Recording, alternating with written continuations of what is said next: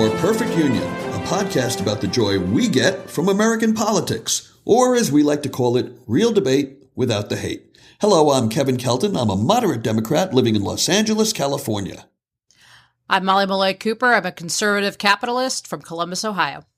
I'm Rebecca Kushmiter. I'm a very, very, very liberal Democrat in Kensington, Maryland. I'm DJ McGuire, a very, very, very conservative Democrat from Suffolk, Virginia. And I'm Helena Henry. I think I'm a conservative evangelical from Colleyville, Texas, but some weeks I just don't know. I remember what that's like. This being one of them. And guess what, gang? This is the 100th episode of the More Perfect Union podcast. So congratulations to everyone. Woo! The More Perfect Union is one of the fastest growing podcasts on iTunes. The More Perfect Union can also be found on YouTube, Facebook, and at our website, moreperfectunionpodcast.com, where you can find host blogs and commentary. DJ has been writing a lot for us. So has Rebecca. So check out those things. And let's jump right into it. Boy, we always say it's been a busy week, but this is the busiest of busy. So let's start with the introduction of Robert Mueller as the special counsel, no longer a special prosecutor, but a special counsel in the, what are we going to call this thing? Russiagate? I don't know what we're calling it. Let's not call it a gate. I feel like that's been done. You know, the gate thing is over. This is a probe. This is like an alien anal probe. Yeah, this is just gonna. I hope so. Yeah. As for Robert Mueller being appointed as the special counsel, the first thing I did was go to a couple of friends of mine, one who's a current Justice Department employee, one who's a former Justice Department employee. They both have long tenures. At least one of them would have been there at the same time Mueller was sitting in the FBI director's chair. And I said, what do you guys think of this? And they're lawyers, and they're both as liberal as I am. And their comment was, oh my God, this is such a good choice. So he is so respected here in town that, nobody can fault him on his integrity or on his abilities. Now, have you heard that the White House has a new strategy to try to save Kushner and possibly Manafort by claiming that because Mueller's law firm, of course, he resigned from the law firm when he was appointed to the special counsel, but his past employer, his law firm, also represented Kushner and Manafort on separate matters, and they're trying to argue that ethically he should not be investigating them. Therefore, he cannot investigate them in the Russia probe. So let me just say that it's weeks like these that make me doubt how much longer, I don't know, I can survive as an American. I'll defend them for a second. The law firm that Mueller's at is Wilmer Hale, and typically what happens is there are rules both within the jurisdiction that they practice and also rules that sort of govern how the firm operates that affect relationships with clients. And this is really a conflicts issue. So I think what their argument is, think about it this way. If you represent Amazon, hypothetically, you represent Amazon in one matter, perhaps ebooks litigation. And then in another matter, you have Apple suing Amazon for something unrelated, right? Those two matters aren't connected, but you already have a client relationship with Amazon. So query whether you should be adverse to Amazon in a different case. And so that's what's going on with Kushner and Manafort and this Mueller business. Now, Mueller has resigned from Wilmer Hale, and I imagine that they've set up a lot of screens, in addition to that, so that any associates who are working on the matters wouldn't come anywhere near it. But, since he has resigned and he's on his own, it shouldn't actually be an issue. But there's something somewhat legitimate there. Well, it's that the White House actually created a regulation pertaining to a cooling off period for anybody who was in the private sector. They can't investigate anyone who was affiliated with their firm for 2 years. I think it's a 24-month cooling off period without a special waiver from the Department of Justice. And it seems like Rosenstein should be able to supply that.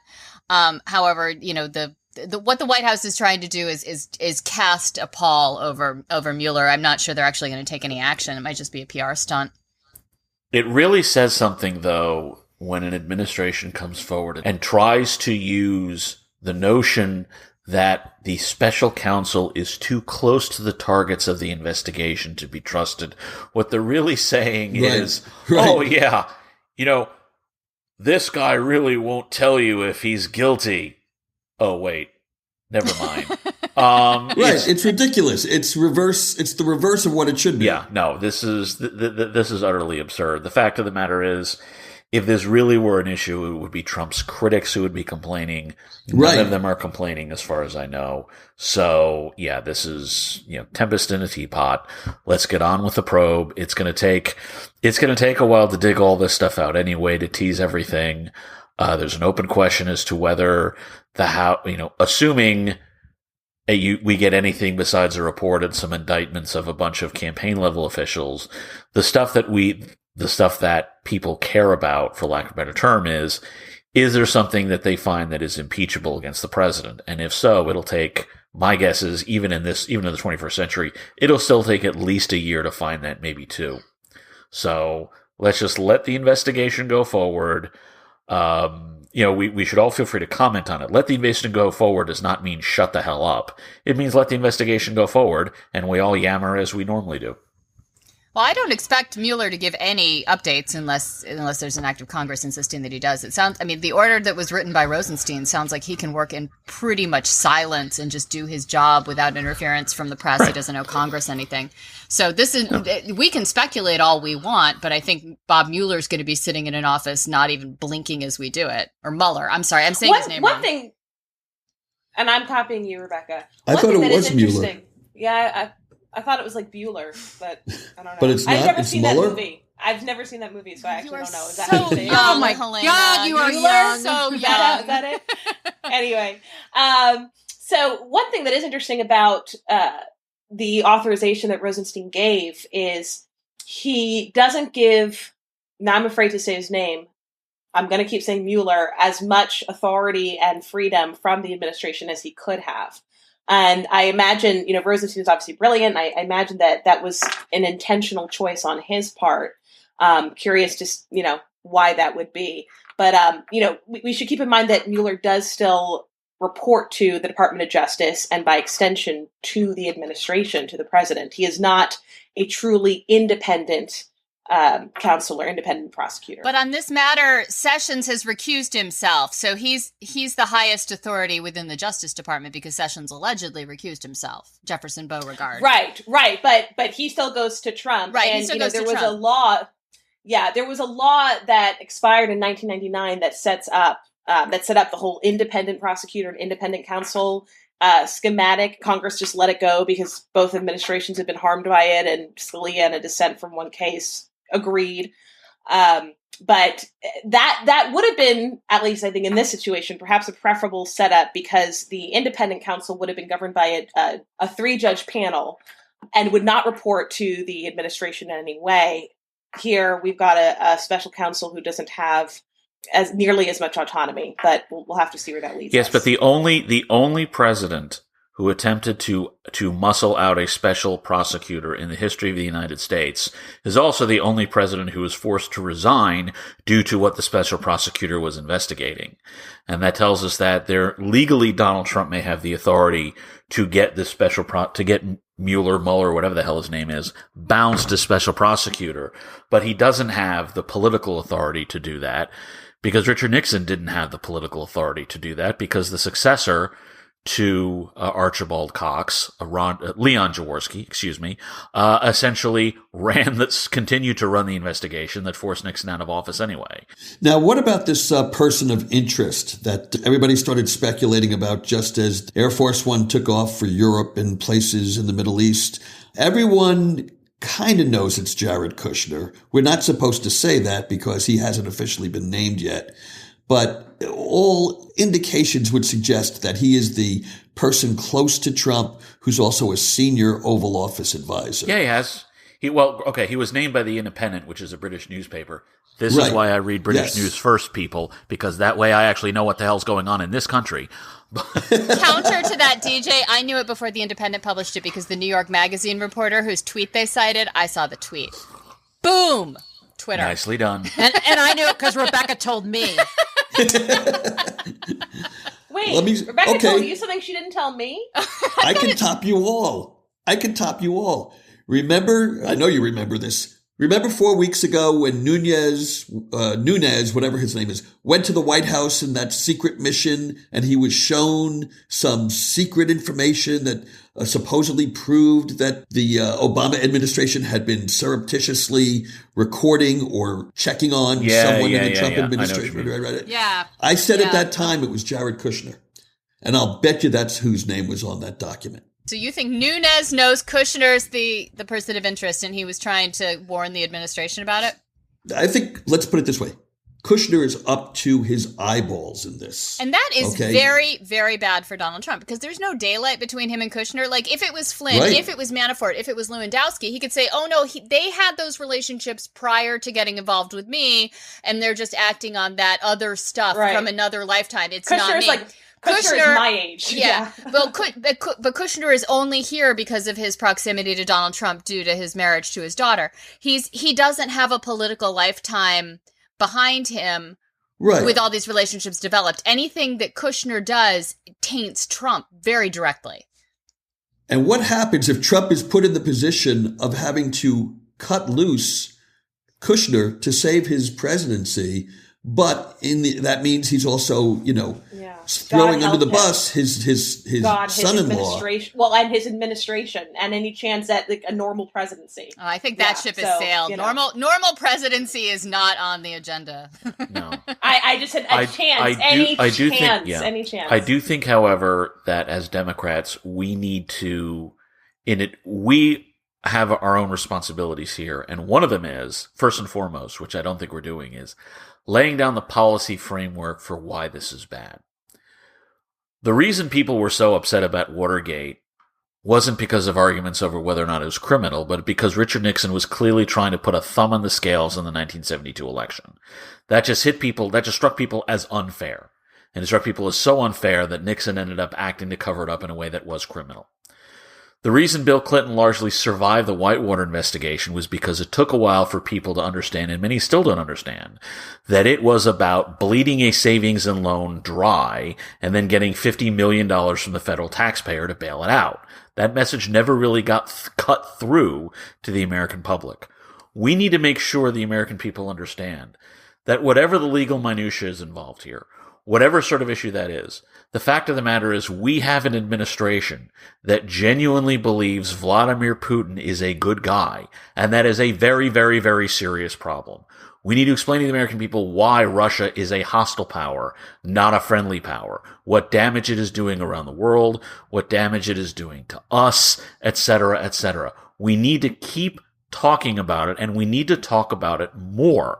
We can't just hope that they find something illegal. We've got to make sure the American people say, even if it wasn't a crime, it was a gigantic mistake, and we want to make sure that nobody does this again. So that even if Trump does make it to 2020, which I still think is the way you bet, that we as Democrats can make sure that the American people say, he's not making it to 2021 because we don't want an administration this close to Russia, period, whether it's legal or illegal. And I think I think you're right, Eugene. I think that not only is it likely that you're going to have to make it to 2020, I think that's what's going to happen for a lot of reasons. One, the left has to get their narrative straight here. It can't be that Donald Trump is both a bumbling fool who's incompetent and incapable of doing anything and can't even spell the word counsel correctly in his tweets, which, he couldn't, side note. That's a tough one, though. Okay, total tangent. I will say spelling mistakes, I judge people so hard for those. And if you can't spell a word like counsel and publicly, I can't with him. Anyway, moving on. It can't be that he's both an incompetent bumbling fool and also a Marvel supervillain a la Lex Luthor. I don't know if Lex Luthor is Marvel, but humor me for a second. It can't be DC, that but go on. Yeah. Okay, DJ whatever. actually got a rash listening to Helena make that mistake. that was one of those nerd moments. He could not tolerate that. We all have our thing. I have spelling mistakes. He has, superhero mistakes. Superhero assignments. Yeah. It can't be both. It can't be that he's incompetent and he's a supervillain. So it's one or the other, and we have to think about that as we look into this Russia thing. My guess is It's probably the former. I don't think he is a Marvel supervillain, and therefore I don't think that this investigation is going to pull up anything that's going to be at the level that's going to get you to impeachment. I also don't think you're going to have like a high crimes and misdemeanor scenario here. The other thing is when you look at obstruction of justice, to make this not boring, I'll do it really quick. There's what's known as a mens rea requirement, which is the level of sort of mental intent that a person had to act with in order for the crime to be committed. And the question here under the statute is whether Trump corruptly tried to influence, obstruct, or impede the investigation.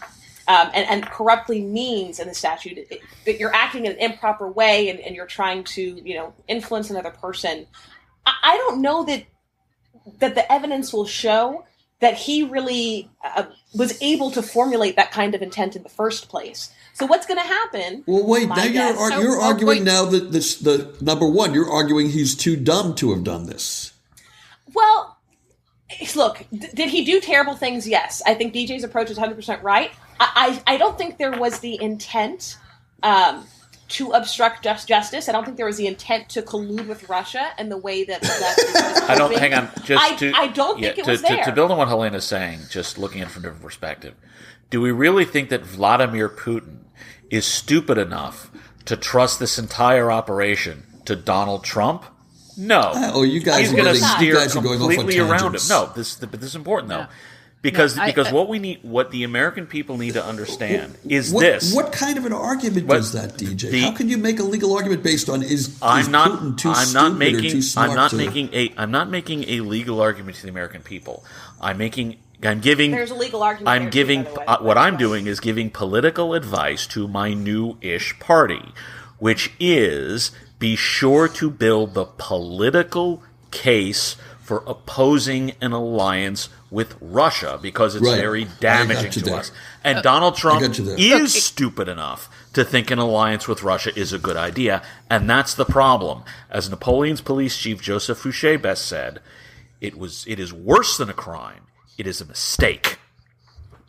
So I've been all week wanting to hear what Helena had to say about this, this operation of the mind crime. Because again, I also don't think that, I hope that you will be able to see your way past this.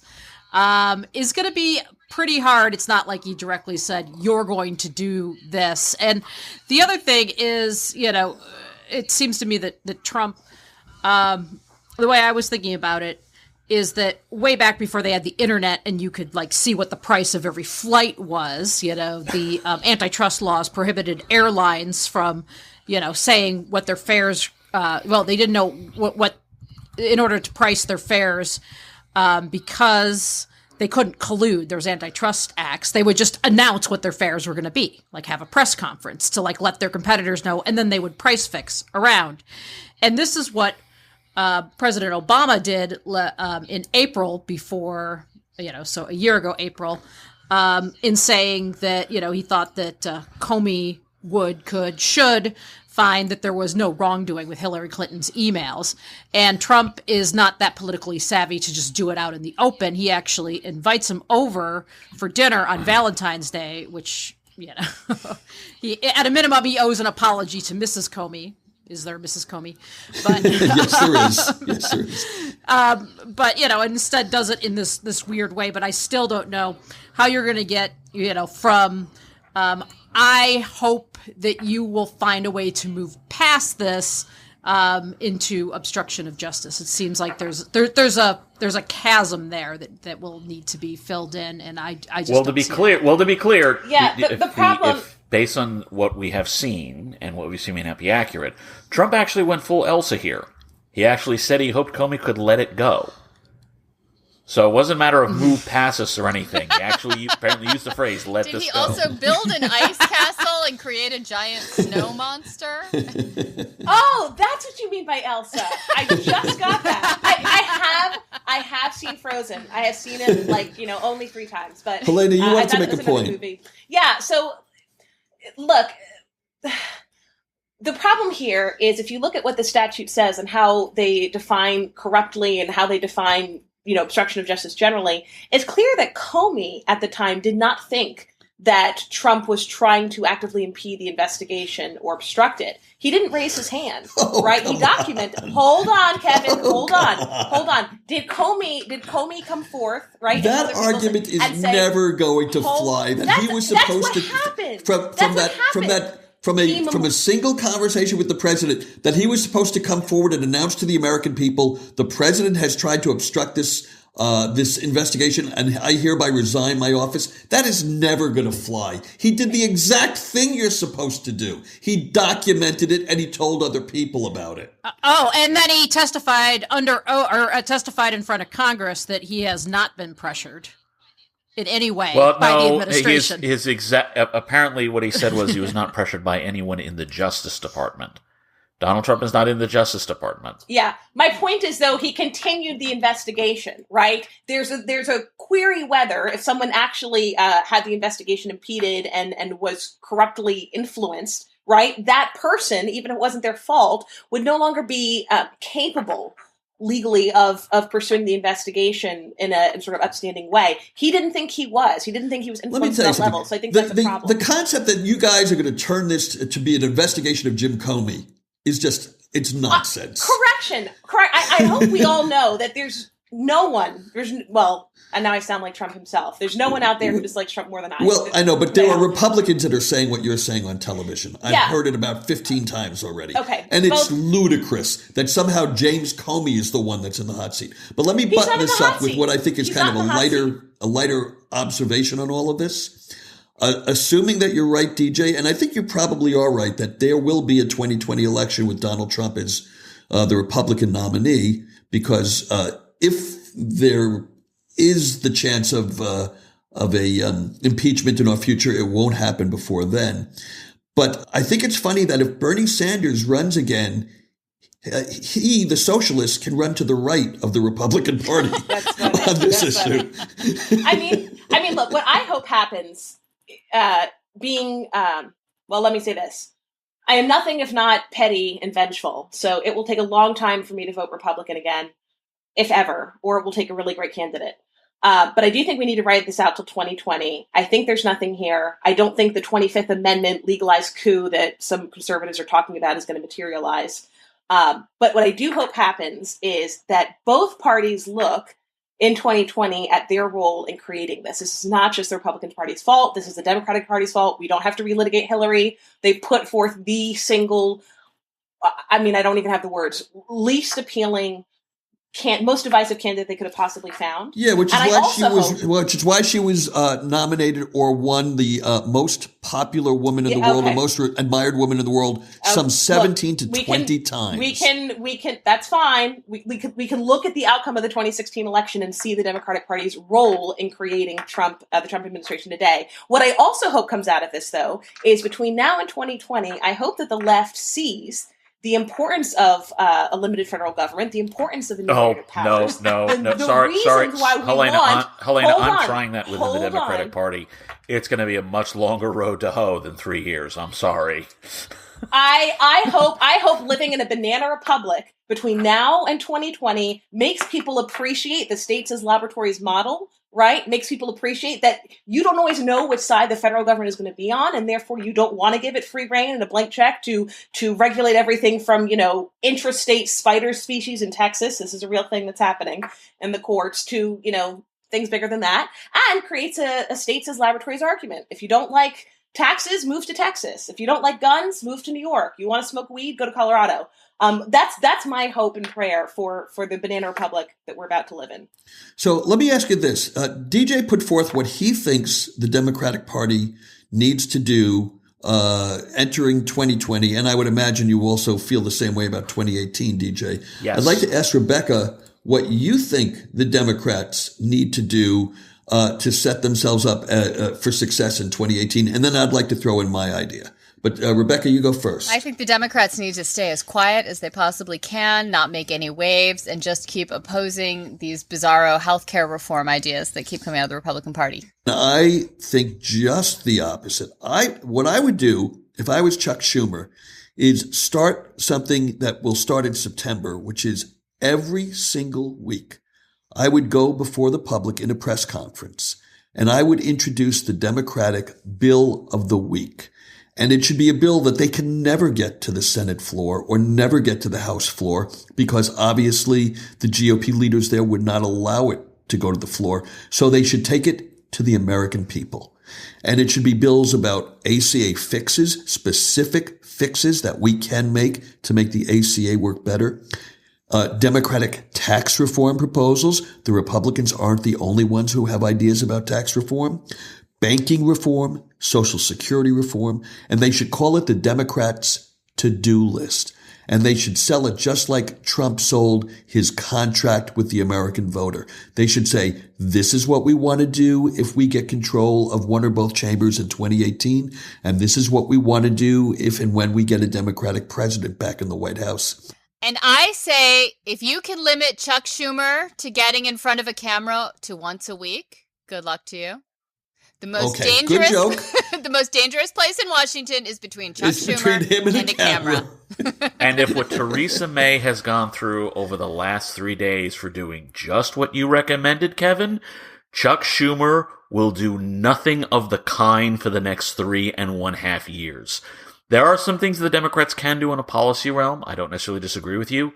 The better way to do it, though, is to take what the Republicans are doing and tweak it and amend it and force them to either abandon what they're doing because they don't like what you did to it, or try to find some way to criticize what you were doing as part of their larger agenda. The point is to show, look, because what Democrats need to do is they need to win over Republican voters in 2020. Not the white working class Trump proletariat. Those folks are gone. They are not coming back. Stop looking for them. They need to win over traditional Republicans who voted Republican 20, 30, 40 years, who just voted for Donald Trump because he had an R next to his name and hoped that they would get a standard issue Republican administration. And they're sitting back face palming and going, oh my God, I could not imagine it would be this crazy. And the best way to do that is to take the Republican-ish proposals, tweak them here, tweak them there, utterly change them and make them more popular, whatever it is, to show to those voters, hey, look, you can vote for a Democrat in 2020. It's okay. You're not going to give up on everything that made you a Republican. There's some things we agree with, some things we're going to have to disagree.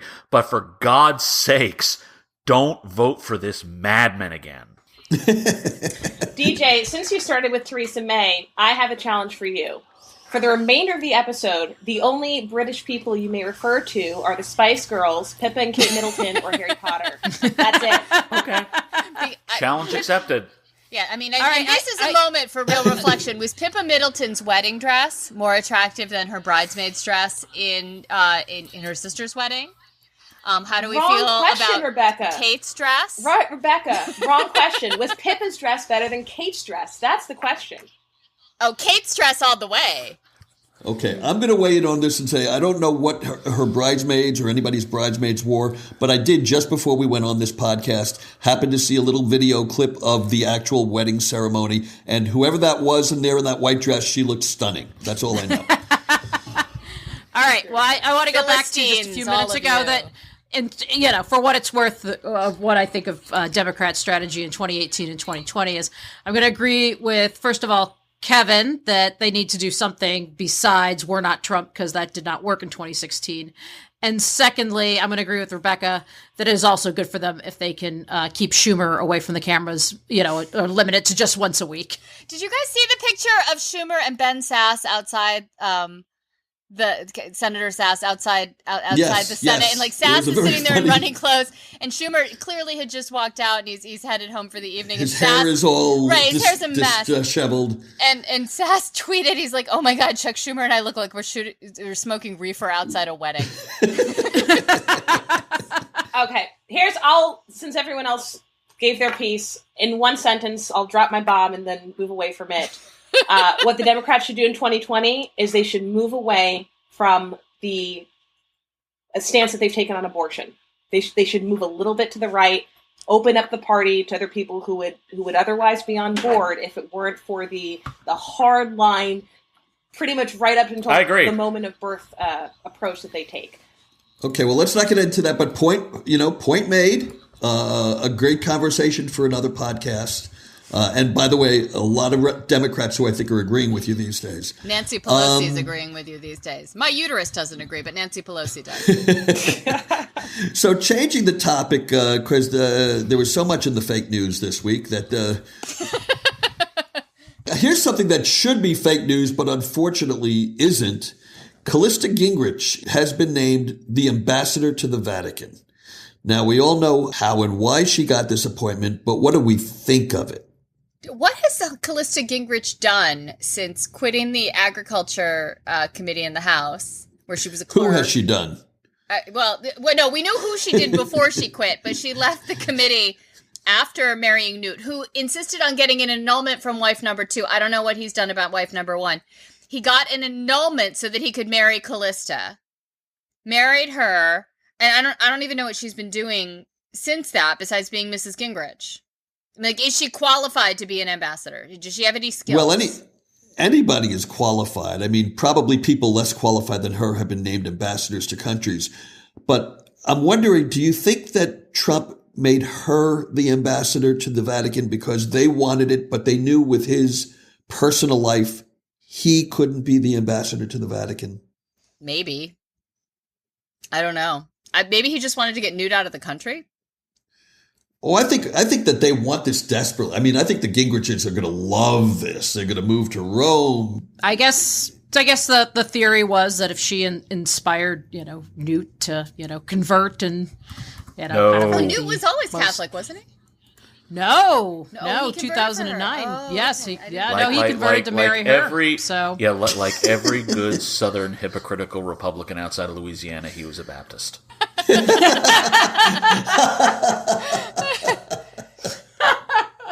Well, with that, we have to bring this podcast to a close. Thanks for listening, everybody. Please follow us on Twitter at MPU Podcast and on Facebook at facebook.com/More Perfect Union Podcast, and share our link on your Facebook timeline so all of your friends can discover us as well.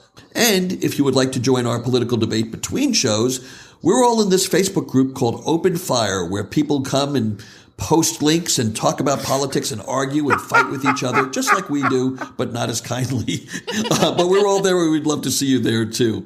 We also have the From Across the Pond page on Facebook for Americans who obsess about British politics as nuttily as I do. And by the way, I should also mention stayatHomePundit.com, which is a website that Rebecca blogs on, and people should check that out. Molly, Helena, anything you guys would like to plug? My husband makes amazing gelato. Amazing. We're thinking of monetizing it. So low calorie, all natural.